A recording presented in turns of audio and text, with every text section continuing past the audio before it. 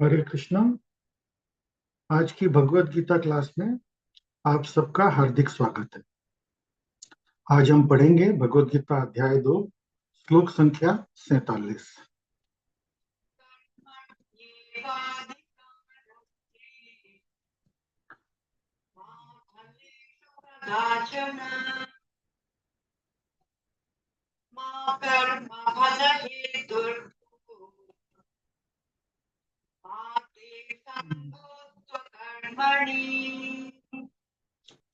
अनुवाद: तुम्हें अपने कर्म करने का अधिकार है, किंतु कर्म के फलों के तुम अधिकारी नहीं। तुम न तो कभी अपने आप को अपने कर्मों के फलों का कारण मानो, न ही कर्म न करने में कभी आसक्त हो।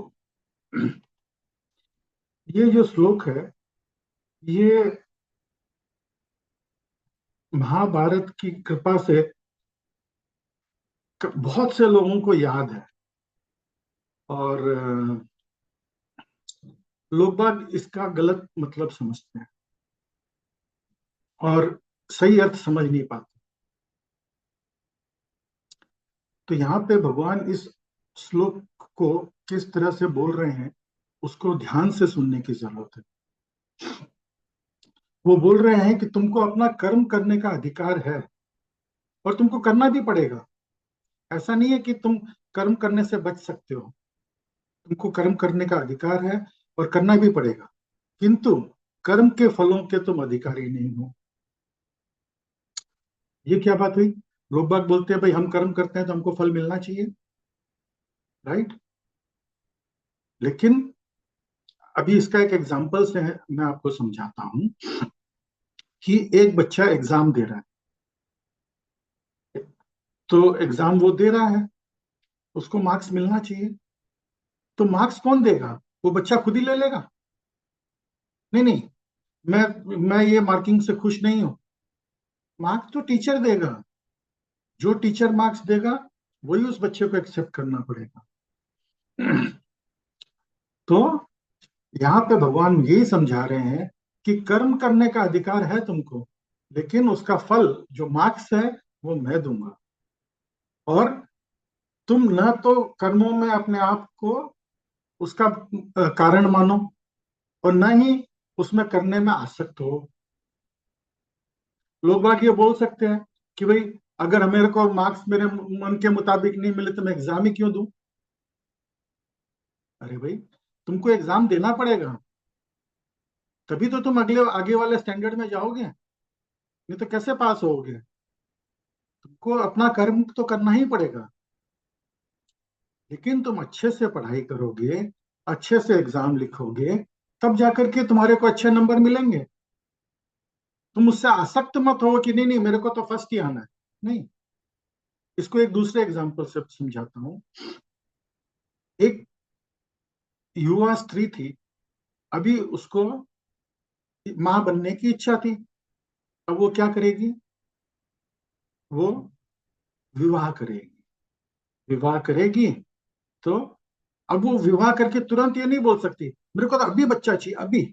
ऐसा थोड़ी होता है भाई। वो बच्चा होने में टाइम लगेगा, कम से कम भी 9 महीना। तो अच्छा, वो भी उसके हाथ में नहीं है। अभी एक और एग्जांपल बताता हूँ। किसान जो है वो हल जोतता है, बीज डालता है, बोला मेरे को तो अभी का अभी इसका फसल चाहिए। वो तो नहीं होगा। वो फसल उसने बीज बोए हैं, अभी उसको उसको सींचना पड़ेगा, अभी उसको खेतों की रखवाली करनी पड़ेगी। फिर पता नहीं फसल अच्छी होगी नहीं होगी, उसके हाथ में है क्या? कर्म करना उसके हाथ में है, लेकिन कर्म का फल उसके हाथ में नहीं है। यही यहाँ पे भगवान समझाने की कोशिश कर रहे हैं कि कर्म फल तुम्हारे हाथ में नहीं है और तुम उससे आसक्त भी मत हो। तुम अपना कर्म समझ करके करते रहो। और जैसे मैंने पहले भी समझाया था इस बारे में कि 3 तरीके के कर्म होते हैं: सत्कर्म, दुष्कर्म और अकर्म। तो अच्छे काम करोगे, अच्छा फल मिलेगा, बुरे काम करोगे बुरा फल मिलेगा। लेकिन यहाँ पे खास करके भगवान जो बोल रहे हैं कि तुम कर्मों में आसक्त मत हो, इसका मतलब भगवान ये बोल रहे हैं कि तुम मेरे निमित्त काम करो, जो मैं बोलता हूं। और यहाँ पे तो भगवान स्वयं उसको बोल रहे हैं कि युद्ध करो। युद्ध करो जब भगवान बोल रहे हैं, इसका मतलब उसको युद्ध करना चाहिए। जो भगवान बोल रहे हैं वो करो। तात्पर्य पढ़ेंगे श्रीला प्रभुपाद द्वारा। यहाँ पर तीन विचारणीय बातें हैं। कर्म, जो कि स्वधर्म है, विकर्म तथा अकर्म। कर्म वे कार्य हैं जिनका आदेश प्रकृति के गुण रूप में प्राप्त किया जाता है। अधिकारी की सम्मति के बिना किए गए कर्म विकर्म कहलाते हैं। और अकर्म का अर्थ है अपने कर्मों को न करना।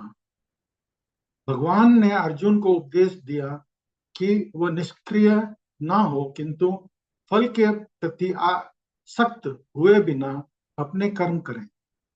कर्म फल के प्रति आसक्त रहने वाला भी कार्य कर्म का कारण है। इस तरह वह ऐसे कर्म फलों का भोक्ता होता है। तो अगर हम फल की आसक्ति से हम कार्य करते हैं, तो उस फल के भोक्ता हम बन जाएंगे। जबकि हमको इस फल के भोक्ता नहीं बनना है। भगवान भगवत गीता में आगे बताएंगे, भोक्ता राम यज्ञ तपस्म सर्वलोक महेश्वरम, कि मैं ही भोक्ता हूं। इस समस्त पृथ्वी का भोक्ता सिर्फ अकेले भगवान है। हम तो सिर्फ उनके सेवक हैं। तो अगर हम अपने आप को भोक्ता मानने लग जाएं, तो ये गलत है। आज हमारा सर्वेंट हमारे घर में ही घर का मालिक बन जाए, खुद बना करके खाए और हमको खाना नहीं खिलाए, तो ये गलत है। राइट। तो इसी तरह से भगवान यहाँ पे बोल रहे हैं कि तुम भोक्ता मत बनो, भोक्ता मैं हूं। और तुम जो मेरे बताए गए रास्ते के हिसाब से तुम कर्म करो। आगे पढ़ेंगे। जहां तक निर्धारित कर्मों का संबंध है, ये तीन अप श्रेणियों के हो सकते हैं, तथा नित्य कर्म, आपातकालीन कर्म तथा इच्छित कर्म। नित्य कर्म फल की इच्छा के बिना शास्त्रों के निर्देशानुसार सतोगुण में रहकर किए जाते हैं। फल युक्त कर्म बंधन के कारण बनते हैं, अतः ऐसे कर्म अशुभ हैं। हर व्यक्ति को अपने कर्म का अधिकार है, किंतु उसे फल से अनासक्त होकर कर्म करना चाहिए। ऐसे निष्काम कर्म निसंदेह मुक्ति पथ की ओर ले जाने वाले हैं। अतएव भगवान ने अर्जुन को फलासक्त रहित होकर कर्म के रूप में युद्ध करने की आज्ञा दी। उसका युद्ध विमुख होना आसक्ति का दूसरा पहलू है। अब जैसे एक सैनिक युद्ध करने के लिए बॉर्डर पे जाता है, दूसरे देश से युद्ध करता है, तो वो किसके लिए युद्ध कर रहा है? वो देश के लिए युद्ध कर रहा है। और जो उसका कमांडर उसको बोलता है, वो उस तरह से उसको उस युद्ध को करता है। वो अपने मन से अगर किसी की हत्या करने लग जाए, तो वो गलत है। वो बोले कि मेरा मैं खुद का फायदे के लिए यहाँ पे लोगों को अपने अड़ोस पड़ोस के घरों में लोगों को मार के मैं उसका घर हत्या लूंगा, तो उसको उसका फल मिलेगा, दंड मिलेगा। लेकिन अगर वो अपने कमांडर के बोलने पे युद्ध भूमि में अगर वो लोगों की हत्याएं करता है, तो वो देश के लिए कर रहा है और उसके लिए उसको मेडल मिलते हैं। तो वो कल्याणकारी है। अतः कर्तव्य रूप में युद्ध करना ही अर्जुन के लिए मुक्ति का एकमात्र कल्याणकारी मार्ग था।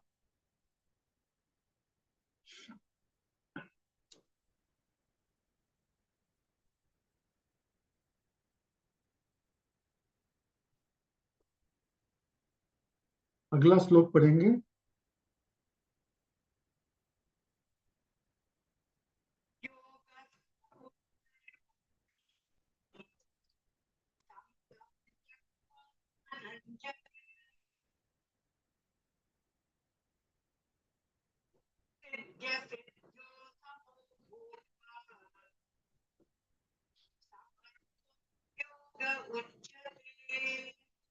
अनुवाद। हे अर्जुन, जय अथवा पराजय की समस्त आसक्ति त्याग कर समभाव से अपना कर्म करो। ऐसी समता योग कहलाती है। अब योग क्या है, इसको जरा हम विस्तार से समझें। योग का मतलब ये नहीं है कि लेट जाओ, जोर जोर से सांसें लो, हाथ। वो एक योग का एक अंग है, आसन है, प्राणायाम है, अष्टांग योग का एक ये है। लेकिन योग का असली मतलब होता है आत्मा का परमात्मा से मिलन, जोड़ना, आत्मा को परमात्मा से जोड़ना। तो यहाँ पे योग का मतलब है भगवान से जुड़ना। तात्पर्य पढ़ेंगे। कृष्ण अर्जुन से कहते हैं कि वे योग की स्थिति स्थित होकर कर्म करें। और योग है क्या? योग का अर्थ है सदैव चंचल रहने वाली इंद्रियों को वश में रखते हुए परमानंद में मन को एकत्र करना। और परम तत्व कौन है? भगवान ही परम तत्व हैं। और चूंकि वे स्वयं अर्जुन को युद्ध करने के लिए कह रहे हैं, अतः अर्जुन को युद्ध के फल से कोई सरोकार नहीं है। जय या पराजय कृष्ण के लिए विचारणीय है। अर्जुन को तो बस कृष्ण के निर्देशानुसार कर्म करना है। कृष्ण के निर्देश का पालन ही वास्तविक योग है। और इसका अभ्यास कृष्ण भावनामृत नामक विधि द्वारा किया जाता है। तो कृष्ण भावनामृत विधि क्या है? दो रूल हैं। हमेशा कृष्ण को याद रखना, कभी कृष्ण को नहीं भूलना। अभी लोग बोल सकते हैं कि भी ये दोनों रूल एक ही है, लेकिन हाँ, करेक्ट। ये एक पॉजिटिव वे में बोला गया है और एक नेगेटिव वे में बोला गया है कि हमेशा कृष्ण को याद रखना और कभी कृष्ण को ना भूलना। मतलब आपको दोनों तरफ से बांध दिया कि भाई आपको हमेशा खाली कृष्ण को ही सेंटर में रख करके काम करना है, और वो ही कृष्ण भावनामृत है।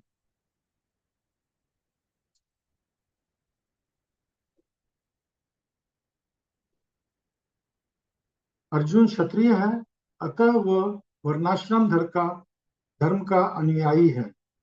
विष्णु पुराण में कहा गया है कि वर्णाश्रम धर्म का एकमात्र उद्देश्य विष्णु को प्रसन्न करना है। सांसारिक नियम है कि लोग पहले अपनी तुष्टि करते हैं, किंतु यहाँ तो अपने को तुष्ट न करके कृष्ण को तुष्ट करना है।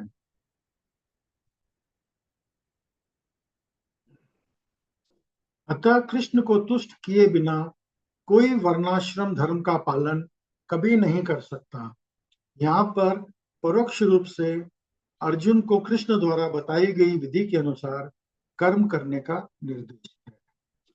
तो वर्णाश्रम धर्म क्या है? भगवान ने इस सृष्टि की रचना करी और इस सृष्टि को चार भाग में विभाजित किया। ब्राह्मण, क्षत्रिय, वैश्य और शूद्र। हर एक का अपना अपना धर्म है। ये कोई हेरिडिटरी नहीं है कि ब्राह्मण का बेटा ब्राह्मण बनेगा। जैसे डॉक्टर का बेटा डॉक्टर बने, ये जरूरी नहीं है। अगर वो डॉक्टरी की पढ़ाई करेगा, एग्जाम देगा, डिग्री प्राप्त करेगा, तभी वो डॉक्टर बन सकता है। वकील का बेटा वकील बनेगा, जरूरी नहीं है। अगर वो उसकी पढ़ाई करेगा तो ही वो, अगर उसके उस जैसे कर्म करेगा तो ही वो बन सकता है। उसी तरह से वर्णाश्रम धर्म में जो धर्म है, अगर आप उस वर्ण का धर्म को फॉलो कर रहे हो तो ही आप उस वर्ण के लिए क्वालिफाइड हो।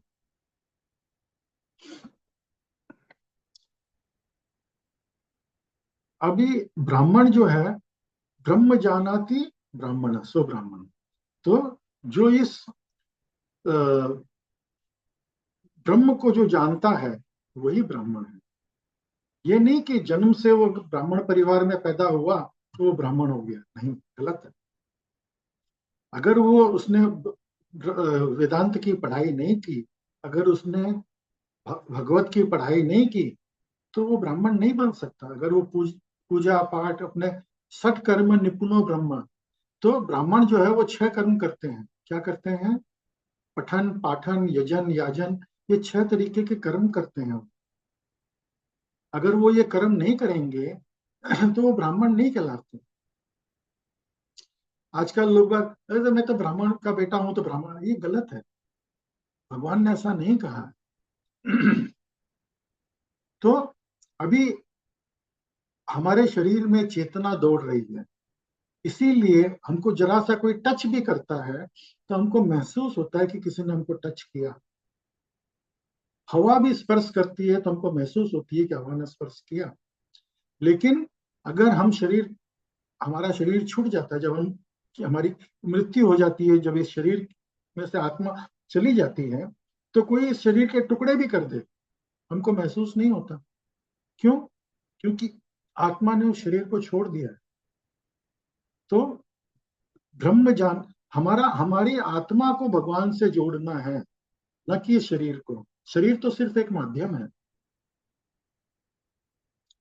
ये शरीर इस संसार में एक माध्यम हमको दिया गया है कि हम किस तरह से भगवान, आज ये मनुष्य शरीर जो है सबसे उत्तम शरीर है।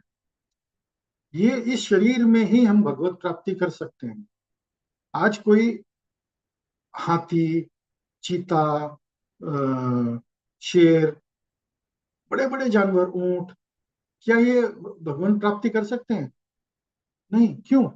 कोई बोले कि भाई उसमें इंटेलिजेंस नहीं, नहीं, उसमें इंटेलिजेंस है।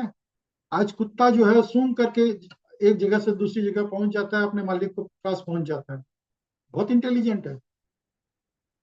कबूतर के, हम पहले के जमाने में चिट्ठियां कबूतर के द्वारा एक जगह से दूसरी जगह भेजते थे। वो बहुत इंटेलिजेंट है, सही गंतव्य तक पहुंचाता है। तो इंटेलिजेंस की बात नहीं है, लेकिन वो ये रीजनिंग नहीं कर सकते कि हम अपनी आत्मा को परमात्मा से कैसे जोड़े। तो यहाँ पे जो योग के बारे में जो बताया गया है, वो योग के बारे में सिर्फ इस मनुष्य शरीर में हमको ये फैसिलिटी मिली है कि हम कैसे अपने आप को परमात्मा से जोड़ सकें। आहार निद्रा भय मैथुन सामान्य ना पशु भी नारायण। भागवत महाभारत के अंदर ये श्लोक आया है। आहार मतलब भोजन करना, निद्रा मतलब सोना, भय अपने आप को प्रोटेक्ट करना, और मैथुन मतलब बच्चे पैदा करना। ये तो जानवर भी करते हैं और आदमी भी करते हैं। तो फर्क क्या है? थोड़ा बहुत हम सोफिस्टिकेटेड वे में करते हैं, वो लोग थोड़ा ग्रॉस वे में कर लेते हैं, यही फर्क है। नहीं, आदमी और जानवर में फर्क ये है, धर्मो ही एकम अधिको विशेषम। हमारे अंदर जो धर्म का ज्ञान है कि हम अपनी आत्मा को परमात्मा से कैसे जोड़ें, इसके बारे में हम पता लगा सकते हैं, हम इंक्वायरी कर सकते हैं। एक गुरु की शरण में, एक सच्चे गुरु की शरण में अगर हम जाएं, वैष्णव गुरु की शरण में हम जाएं, जो तत्व ज्ञानी है उसकी शरण में हम जाएं और उससे सीखें कि किस तरह से हम भगवत प्राप्ति कर सकते हैं, तो हम अपने जीवन को सफल बना सकते हैं। तो यही भगवान यहाँ पे कह रहे हैं कि योग करो। योग कैसे करो? गुरु की आज्ञा से योग करो। गुरु जैसे बताते हैं, गुरु के निर्देशन में योग्य करो। तो आज की भगवत गीता क्लास में आप सब सम्मिलित हुए, उसके लिए बहुत बहुत धन्यवाद। हरे कृष्णा। अगर आपके कोई भी प्रश्न हो तो कृपया कमेंट करके जरूर पूछें।